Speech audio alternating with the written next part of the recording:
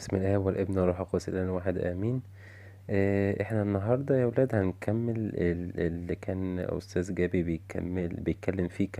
كنا بنتكلم عن الوجود الله. احنا اتكلمنا عن البرهان العقل المرة اللي فاتت. النهارده هنتكلم عن برهان الكون والخليقة. آه، زي ما بيقولوا كده برهان الطبيعة.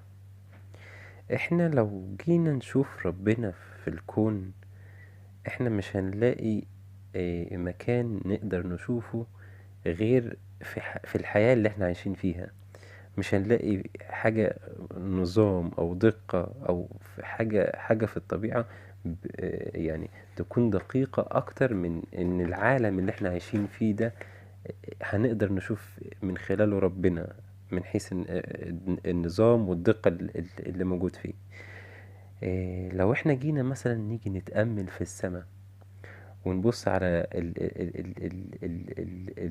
السما اللي موجودة، تلاقي مليانة نجوم وشمس وحاجات كتير جدا. كل ده ما يقدرش ان احنا نشوف او نتخيل انها مجرد صدفة، او انها كانت موجودة عن طريق الصدفة. لا، ده اكيد في حاجة اتحكمت في الكون ده بطريقة مذهلة. تيجي مثلا ان احنا نتكلم مثلا في الشمس، يعني الشمس دي اللي بتضيء العالم بتاعنا كله، اللي بتدينا الحرارة وبتدينا الدفء اللي لازم ان النباتات والحيوانات والإنسان يقدروا يعيشوا فيه. من غير الشمس مش هيعرفوا يعيشوا فيه.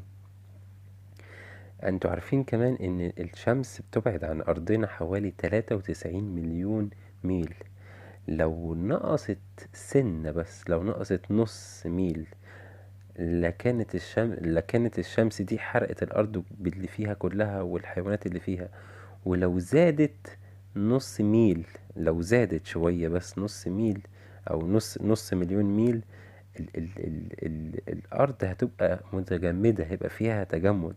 فكل الحاجات الموجودة دي، التفاصيل الدقيقة دي التفاصيل محدش بيقدر يعرف او يقدر يعملها غير حد يقدر ان هو يحكم كل ده بنظام، يقدر يحكم كل حاجة بحكمة كمان مذهلة جدا. لو جينا مثلا نتأمل في الأرض بتدور حوالين الشمس، ونتيجة الدوران ده بيجي الفصول الأربعة، اللي هو الربيع والصيف والخريف والشتاء. ومش كده بس، كل فصل ما بين التاني بيبقى 3 شهور، يعني مفيش مرة قبل كده بقي 5 شهور أو 6 شهور. مش كده كمان وبس، ان الفصول ديت بتيجي ورا بعض كل سنة، يعني مفيش سنة حصل ان في حاجة اتشقلبت، دي جت هنا ودي جت هنا. فكل ده برضو حركة منظمة فيها نظام. تيجي مثلا نتأمل للقمر. القمر ده هو اللي بيضيء بالليل. القمر ده هو بيبقى متغير كمان، والتغير بتاعه في شكله بيبقى ثابت خلال الشهر. مثلا نلاقيه في منتصف الشهر شكله كامل على شكل بدر، في نهاية الشهر بيبقى على شكل محاق. كمان القمر ده بيبعد عن الأرض بحوالي 276 ألف ميل. والمسافة دي لو زادت أو قلت بيحصل خلل في عملية التوازن، وبيحصل خلل في كل ده. كل ده قوة ربنا هي اللي خططت المسافات، وخططت الحاجات الدقيقة دي في عالمنا اللي في الكون. هنلاقي كمان داود النبي بيقول: السماوات تحدث بمجد الله، والفلك يخبر بعمل يديه. دي هنلاقيها في مزمور 19 آية 1. كمان بولس الرسول بيقول: لأن أموره غير المنظورة ترى منذ خلق العالم، مدركة بالمصنوعات قدرته السرمدية ولاهوته، حتى إنهم بلا عذر. دي هنلاقيها في روميا 1 آية 20. كمان قديس يوحنا ذهبي الفم كان قايل حاجة حلوة قوي. كان قال: لو كان العالم، لو أنا آسف، لو كان الله أعلمنا ذاته من خلال الكتب والحروف بس، لصار الذين يعرفون هم المثقفين بس. يعني كان اللي بيعرفوا بس هم المثقفين، لكنه أعلمنا ذاته من خلال الطبيعة. يعني الطبيعة ديت هي اللي بتخلينا نعرف ربنا. يعني مش شرط، مش ان انا اعرف ربنا من خلال الكتب والقراءات والحاجات دي بس، لا، ده الحاجات اللي موجودة في الطبيعة هي بتقول لنا وبتعلمنا وبتخبرنا ان في خالق، ان في ربنا هو اللي عمل ده. هي اللي بتقول لنا ان في الله. آه، لو نيجي مثلا نتكلم على النباتات او عالم النباتات، تاني حاجة يعني نيجي نتأمل فيها نلاقي ان الارض هي واحدة، لكن بتطلع نباتات كتير، بتطلع حشائش، بتطلع بقوليات مثلا، بتطلع شجر، بتطلع خضرة، بتطلع فواكه. وكل فاكهة عن فاكهة بتختلف، واحدة مالحة، واحدة مسكرة، واحدة كبيرة، واحدة لونها خضرة، واحدة لونها حمراء، واحدة لونها صفرة، فبتختلف.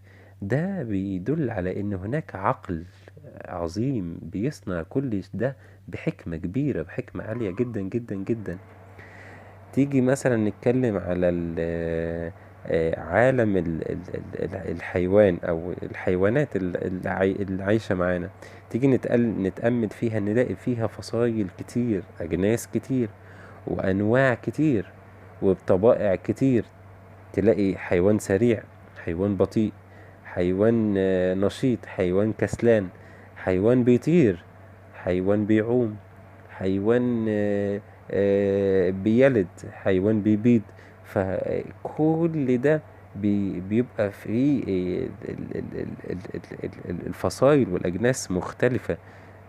كل ده بحكمة وتدبير من ربنا. صعب انك انت تقول ان في حد غير ربنا يقدر يعمل او يخلق كل الحاجات دي بالطريقة المنظمة دي. في القديس أغسطينوس كان بيقول ايه؟ كان بيقول سألت الأرض فأجابت لست أنا هو الله، سألت البحر وأعماقها وما فيها من زواحف والأحياء أجابتني لست أنا الله، سألت النعيم والعليل والعاصفة والعاتمة والهواء، قالت لي لست أنا الله. صرخت كل ده بصوت واحد، قال هو الذي صنعنا، الذي صنعنا هو ربنا. في كمان آية حلوة قوي في أيوب الإصحاح 12 بتقول إيه؟ فأسأل البهائم فتعلمك، وطيور السماء فتخبرك، أو كلم أو كلم الأرض فتعلمك ويحدثك سمك البحر. من لا يعلم من كل هؤلاء أن يد الرب صنعت هذا. حتى في الأسفار القديمة والعهد القديم في حاجات كتير قوي بتدل على ان الخليقة دي كلها من ايد ربنا. لو احنا مثلا لو هنتكلم في الجانب التاني عن الطبيعة، مثلا نيجي نتكلم عن الانسان نفسه. الانسان ده او جسم الانسان، لو نيجي نبص عليه ان هو معمول بغاية الدقة والتناغم. ان هو في الجهاز التنفسي مثلا، في الجهاز الدوري، الجهاز العصبي، الجهاز الحركي، الحواس الخمسة، في حاجات كتير. مخ الإنسان، المخ بتاع الإنسان، العضو العجيب اللي موجود جوه الجمجمة ديت، اللي هو بيستقبل الإشارات وبيرسل إشارات. دي حاجة عجيبة. يعني مفيش علماء قدروا ان هم يصنعوا مخ بشري مثلا. فده بيدل على عظمة ربنا، بيدل ان ربنا عظيم في الخلق بتاعه. حتى لو الانسان قدر ان هو يوصل ان هو يصنع اجهزة الكترونية او روبوت او ريبورت او الحاجات اللي بتتحرك دي او الحاجات اللي شبه دي، برضو ما فيهاش العقل البشري اللي هو فيه الإشارات، اللي بيرسل إشارات ويستقبل إشارات، وبيبقى فيه حدود الذكاء وي وي وي وي. فكل ده لازم يكون ليه صانع، والصانع ده بيبقى عاقل جدا. فما بالك بقى بالمخ البشري اللي هو يعني الصنع عظيم، حاجة عظيمة جدا انها معمولة. تعالوا بقى مثلا ناخد عضو تاني مثلا في جسم الانسان زي القلب. القلب ده شغال 24 ساعة، يعني حد شغال ما بيوقفش، حاجة كده شغال بالليل وبالنهار ما بيسكتش. القلب ده بينبض 70 مرة في الدقيقة الواحدة.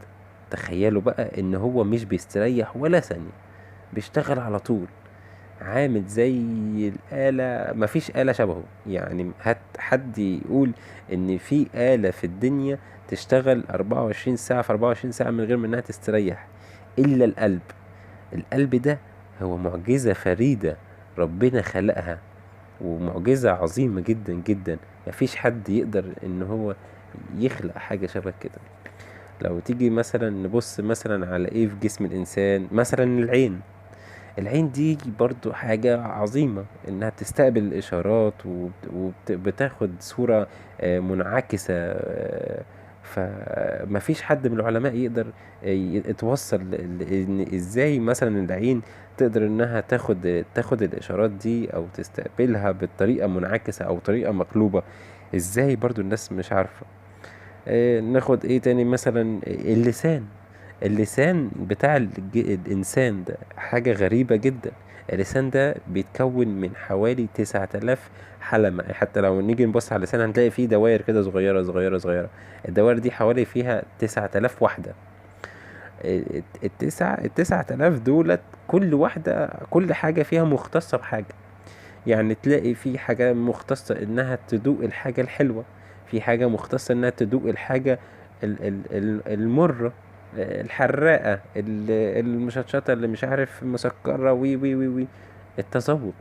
فكل الحاجات ديت حاجات عظيمة من صنع ربنا. في الاخر خالص بقى والاجمال، ان جسم الانسان اصلا مليان ادلة كتير على وجود ربنا. يعني لو انت شفت جسمك وشفت كل حركة في جسمك، تعرف ان كل ده دليل على وجود ربنا. حتى العلماء بيقولوا ايه، كلما تقدم علم التشريح ازداد الانسان ايمانا. فيعني حتى العلماء نفسهم بيقولوا ان لو كل ما جينا نبص على جسمنا وجسم الانسان البشري هيزداد ايمان. فاحنا كده علشان ما نطولش، لما جينا نتكلم عن وجود الله في الطبيعة، اتكلمنا على نجوم السماء والشمس والأرض والقمر. وكمان قلنا إن وجود ربنا كمان كان باين في النباتات، ووجود ربنا كان باين في عالم الحيوان، وأخيرا كان وجود ربنا فينا إحنا كإنسان. آه، وإزاي إن إحنا نشوف نفسنا نعرف وجود ربنا.